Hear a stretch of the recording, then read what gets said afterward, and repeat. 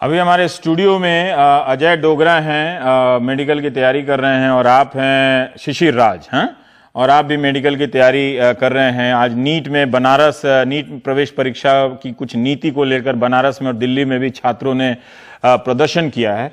तो शिशिर जी बताइए कि समस्या क्या है, हमारे दर्शकों को बताइए, और सरकार अगर टीवी देखती हो तो सरकार को भी बताइए। सरकार ने नोटबंदी की तरह एक रात में नीट बंदी लागू कर दी। हाँ, बच्चों को 3 अटेम्प्ट के लिए बैरियर एक लगा दिया कि 3 अटेम्प्ट ही दे सकते हैं। अच्छा, जो पहले AIPMT भी इंक्लूड कर दिया गया। AIPMT और नीट जो कि दोनों दो तरीके का उन लोगों का वो है।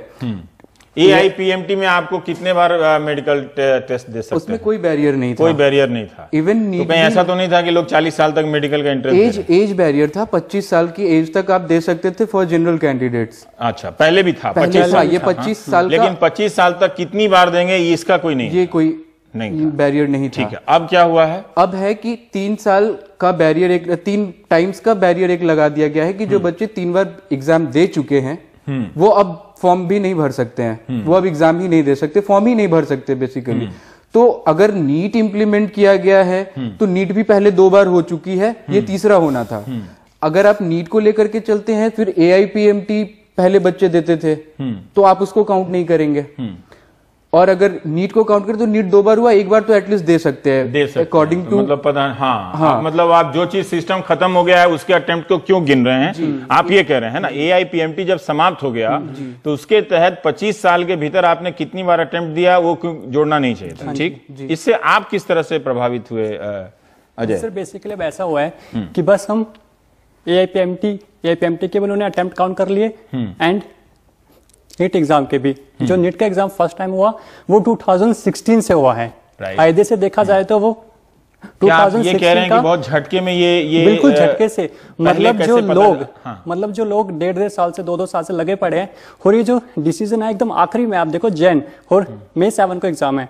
आप फॉर्म भर चुके हैं? नहीं, अभी फॉर्म भरने का आया है। आपने पूरी साल तैयारी की है कि आप चौथा अटेम्प्ट भी दे देंगे, लेकिन 25 साल के भीतर ही हैं आप। हाँ जी सर। लेकिन अब पता चल रहा है कि आप भी शायद इससे प्रभावित हैं कि अब आप इम्तिहान नहीं दे सकते। हाँ जी सर।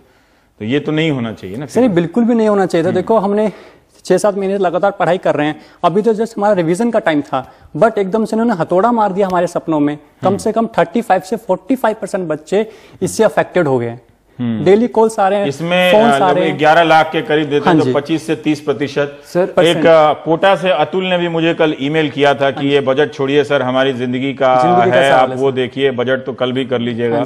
तो मुझे लगा कि सचमुच देश का युवा परेशान है सर, बहुत ज्यादा परेशान। बहुत ज्यादा तैयारी में तो सबको परेशानी होती है, मतलब ऐसा नहीं है सर। पिछले 8 महीने से लोग तैयारी कर रहे हैं कि मैं अब एग्जाम में बैठूंगा, मैं अभी पेसिफाई करता हूं अपनी तैयारी को। अभी मैं टेस्ट सीरीज ज्वाइन करूंगा, अभी मैं क्रैश कोर्स ज्वाइन करूंगा, क्योंकि मेरे पास 3 महीने बचे हुए हैं। 3 महीने आप पता चल रहा है कि आप इम्तिहान ही नहीं दे सकते। और इसके लिए आपने सिर्फ तैयारी ना की, जबकि दूसरे शहरों में आके कोचिंग करते हैं, वो सब भी खर्चा आपका। पिताजी मुझे लगता है कि जी पिताजी महाजन से कर्जे लेकर के लोगों को भेजते हैं कि मेरा बेटा जाएगा वहां पे कोटा में बैठ के तैयारी करेगा, और हमारे यहाँ पे तैयारी करेगा, ये सर से पढ़ेगा, ये एक इंस्टीट्यूट ज्वाइन करेगा। मुझे लगता है कि अगर सरकार से अगर ठीक तरीके से आपकी बात पहुंचाई जाए तो सरकार सुन लेगी, मतलब सुन सकती है सर, है ना। वो तो हर किसी को युवाओं की चिंता रहती है। जी सर। सर अभी इलेक्शंस हो रहे हैं, हर कोई कह रहा है हम युवा के लिए वो करेंगे, सब कुछ करेंगे, लेकिन यहाँ पे तो युवाओं के लिए कुछ अलग ही हो रहा है।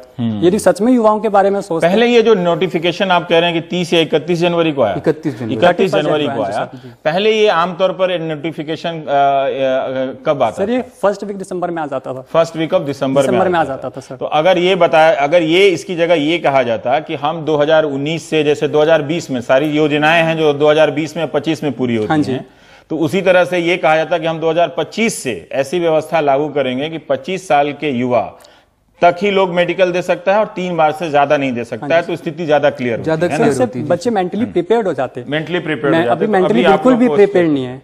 मुझे लग रहा है कि आप लोगों की परेशानी थोड़ी जायज है कि पिछले बार भी नीट के कारण काफी समस्या हुई थी, 2 इम्तिहान। सर हर बार नीट आता है, गवर्नमेंट हर बार कुछ ना कुछ नया इम्प्लीमेंटेशन करती है, और जो कि बच्चों के फेवर में नहीं होता। ये आपको अखबार से पता चला या जब आपने फॉर्म खरीदा उससे पता चला? फॉर्म का नोटिफिकेशन आया ऑनलाइन। ऑनलाइन नोटिफिकेशन आया कि फॉर्म अब भर सकते हैं। जब हमने देखा तो उसमें एज क्राइटेरिया था 25 इयर्स तक आप दे सकते हैं, एंड देन सेकंड वन की 3 बार जो जिन्होंने एग्जाम दे दिया है वो अब नहीं भर सकते हैं। क्यों 4-4 बार 5 बार? यूपीएससी वालों को भी तो काफी अटेम्प्ट दिया जाता है। हाँ जी सर।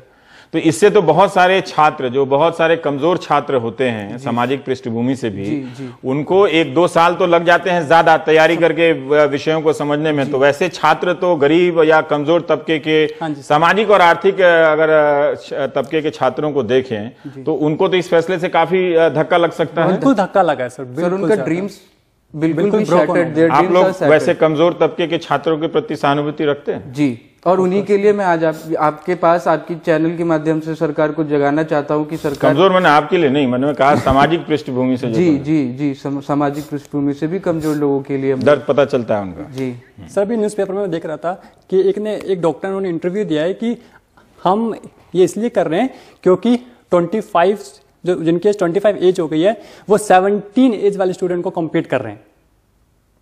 20 बेसिकली जो इसका, तो फिर 17 साल के बाद ही बंद कर दीजिए फिर, अगर वो पैमाना लगाना है तो। ये कैसे हो सकता है? मतलब इस एज पॉसिबल ही नहीं है, ये पॉसिबल ही नहीं है। सर, अब एक चीज समझिए, 17 साल में अगर कोई लड़का अपियरिंग होकर के 12वीं की परीक्षा भी देता है और इसकी भी देता है, नहीं करता है, फेयर नहीं है वो बिल्कुल ही फेयर डिसीजन फेयर नहीं। उसके बाद 18वीं में दूसरा अटेम्प्ट देगा, फिर 19वीं में तीसरा अटेम्प्ट देगा, क्योंकि उसके पास फिर और बायो सब्जेक्ट ऐसा है इसमें बहुत ज्यादा स्कोप नहीं है। मैं समझ रहा हूँ आप लोगों की उम्र में, और खासकर मेडिकल इंजीनियरिंग देते हैं, काफी पढ़ाई करते हैं कमरे बंद करके दिन भर। सर, वो रात भर जग जग के नाइट लैम्प जला करके आप पत्रकारिता में आ जाइए, पढ़ने की जरूरत नहीं पड़ती है यहाँ पे, सही बता रहा हूँ सर।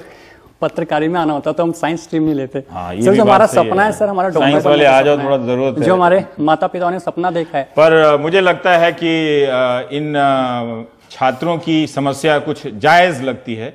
हालांकि ये मुझे मालूम नहीं कि जिन लोगों ने ये नियम तय किए हैं उन्होंने किन व्यवहारिक पहलुओं को देखा है। हो सकता है कि उनके अपने तर्क हों, लेकिन अचानक किसी छात्र को बताना कि वो अब 3 महीने बाद इम्तहान नहीं दे सकता है, ये थोड़ा ज्यादा है। और ये बात अगर प्रधानमंत्री तक पहुंचे या स्वास्थ्य मंत्री तक पहुंचे, हाँ, तो ये 2 लोगों तक पहुंचे तो मुझे तो इसमें कोई समस्या नहीं लगती है कि वो लोग इसके खिलाफ कोई फैसला लेंगे। इसमें बदलाव हो सकता है, उम्मीद हम यही कर सकते हैं। लेकिन ऐसा नहीं होना चाहिए कि आप फॉर्म खरीदने जा रहे हैं और अचानक आपको पता चले कि आप 3 बार से ज्यादा नहीं दे सकते।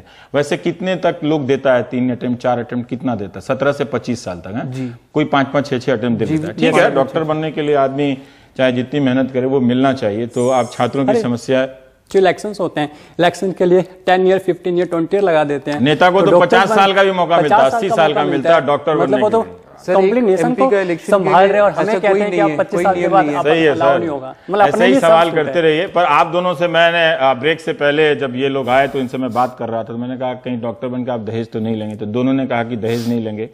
दोनों ने कहा कि दवा कंपनियों में डॉक्टर बनने के बाद उनके चक्कर में पड़ के मरीजों का शोषण नहीं करेंगे। इतना कहा, मेरे लिए यही बहुत है। लेकिन सरकार को इन छात्रों की समस्याओं के बारे में सोचना चाहिए कि अचानक उनको ये बताया जाए कि वो 3 बार से ज्यादा इम्तहान नहीं दे सकते। इस फैसले का कोई तुक तुरंत इनसे सुन के मुझे तो नजर नहीं आता है। अगर सरकार इसमें बदलाव करे तो स्वागत योग्य कदम होगा।